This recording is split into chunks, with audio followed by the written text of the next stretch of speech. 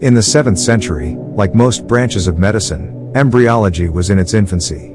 The most advanced embryological knowledge of the day belonged to the Greek Dr. Galen, who held incorrect notions about the origin of semen and the development of the embryo. In contrast, the Quranic account is more accurate and verified by our modern observations. Verily, we created man from an extract of clay, then we placed him as a drop of sperm in a safe depository. Then we fashioned the sperm into a clot, then we fashioned the clot into a shapeless lump, then we fashioned bones out of this shapeless lump. Then we clothed the bones with flesh, then we developed it into another creation. So blessed be Allah, the best of creators. The Arabic used in this verse accurately depicts the detail and sequence of how we develop in the womb.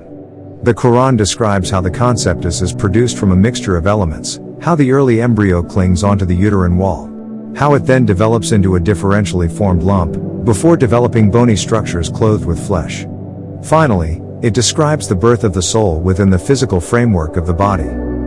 The sequence and depth of this description cannot be rivaled by any understanding available at the time of the Prophet Muhammad, peace be upon him. Given the verse's startling accuracy, Maurice Bucaille, a French doctor who studied this verse, remarked, "More than 1,000 years before our time, at a period when whimsical doctrines still prevailed, men had the Quran. The statements it contains express in simple terms truths of primordial importance which man has taken centuries to discover."